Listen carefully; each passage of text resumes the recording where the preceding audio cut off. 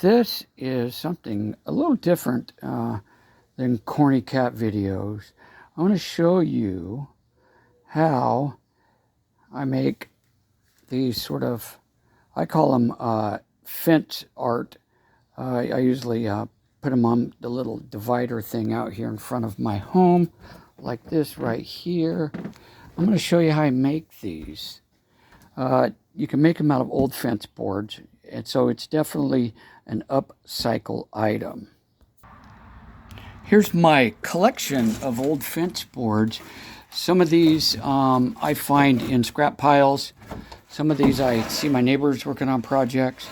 Some of these I actually go over to the big discount home improvement store and look through their, I call it the crapwood pile, and I buy chunks of fence board. Usually the dimensions are these wider ones. Those are the ones I'm looking for. Quick, I'll measure them and tell you what the quick measurements are for these projects. So get yourself a piece of paper, pencil, pen.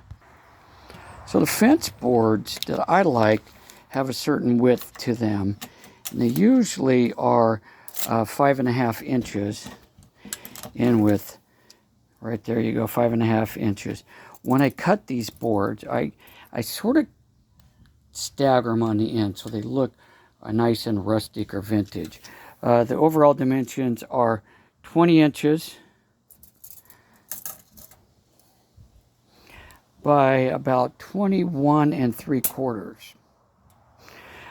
That's because I usually will leave a little space between there. I'm going to flip this over and show you the back side. Here's the back side, and you can use chunks of whatever that you have laying around for the two support pieces. And I usually cut them a little short, shorter than the overall height of the item, 19 and a half inches. And then I make for sure that they're even at the top when you start, so your project has an overall aesthetic look to it. So I lay out these cross beams on the ground, make sure that they're at right angles, and they usually I lay them out about 3 inches from the end. Then I set the boards on top. Then I do a quick visual inspection, make sure it looks good, because remember, you're going to have to use the back to hang it on the wall. Then I will run a little piece of glue down the support beams. Then I will I don't use screws because you can see the screw heads and it doesn't give it that vintage look you're looking for. So I use paneling nails. If you use the ridge nails, they're the best because they keep the faceboard attached without a problem.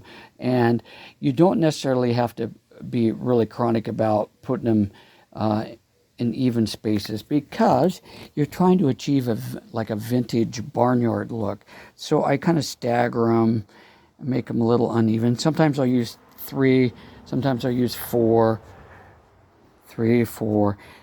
Then you hammer them in. Then you need to take a little bit of a nail set to get the nails recessed below the board face. Then the next step usually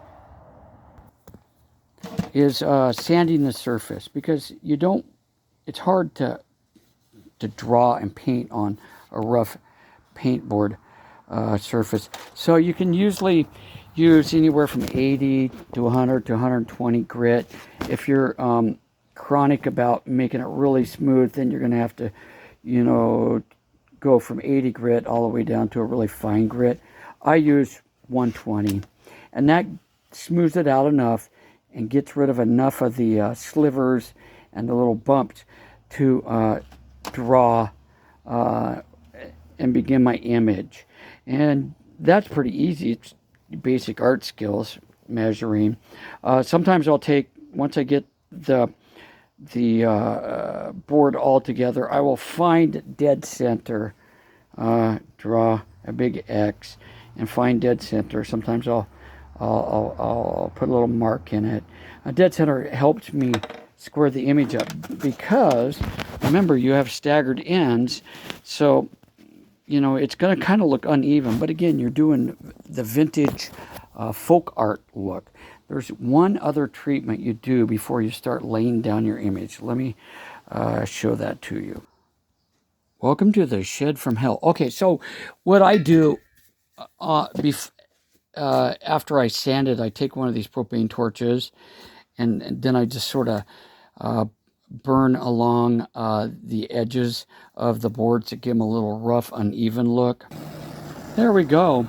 Did I also mention that you're going to have to saw the boards, right? You know, everybody knows how to use a saw. I use just a little skill saw. Sometimes you use the jigsaw, but sometimes it gets a little wonky. So skill saw, you can kind of keep straight edges. But again, they don't need to be straight because you're doing vintage looking folk art. So the treatment with the torch is you get rid of the slivers and the other things that you missed with the sander. See what I'm doing here? Then along the edges, I kind of scour the edges so it even adds more to the old and worn look. Again, it gets rid of a lot of that. Now here's the other cool thing. If you have multiple layers of paint on here, if you sort of burn that, it will show through on the image and give it this really cool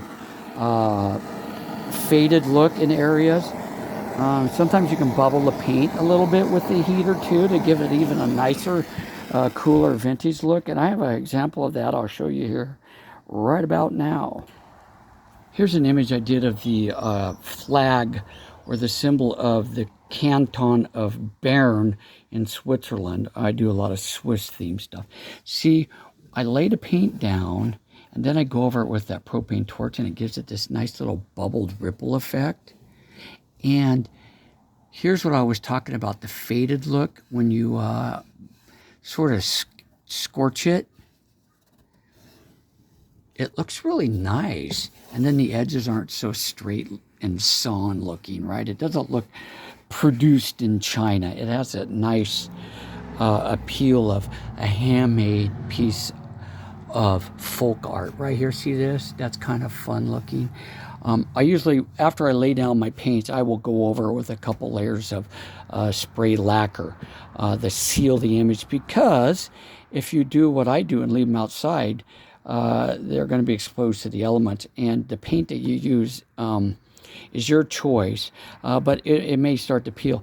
I use a lot of latex paints, and then I actually here's my other secret, is I go down to the home improvement store and I buy samples of colors, and these are what I use a lot of. Sometimes I can mix my own colors, and from these really work well, especially if you like this rippled effect here. Sometimes you can hit it with a little bit of a spray, a black, to kind of give it an antique look. You know, this is one of my earlier images. He's not the best looking bear, but again, it has a vintage look to it, and that's what you're trying to achieve by doing this. I'm going to show you a couple of my other ones. This one was from some old cabinets I tore apart. I resurfaced the flat. It was like a mahogany type of plywood, which is really nice and expensive nowadays. Here's another one of mine I did. This was from some really old used fence boards. It turned out really nice. Sometimes I got to work on my lettering, but again, it's folk art. It doesn't have to be picture perfect. Here's one I did for somebody. They wanted me to do a wolf with a crow. I found the image. There's a lot of stock images. You know, you can borrow images from people. You know, just be aware if it's a copyright image. Don't try to mass produce it and resell it. That's not cool. And let's take a look at the other ones. Some of my favorite ones. This is the symbol of the canton of Geneva in Switzerland.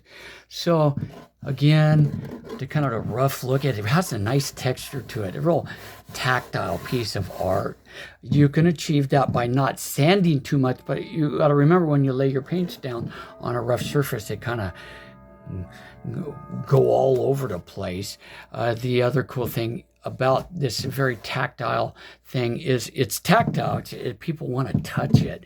So if you're trying to go for that effect, use a lot of lacquer when you finish it, so the paint doesn't chip and paint or chip and peel off like I mentioned before.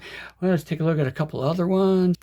Here's one of my favorite ones. This is the symbol of a little village in Switzerland in the western province or canton of Vaud, and the name of the village is Courcelles-le-Jura.